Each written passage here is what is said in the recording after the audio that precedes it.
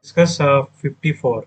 The enzymes that utilize ATP in phosphate transfer require an alkaline earth metal as the cofactor. Here you observe that beryllium, magnesium, calcium, strontium. These are belongings to the alkaline earth metals. Magnesium is used as a cofactor in the above condition. So our answer is 2 is our correct answer.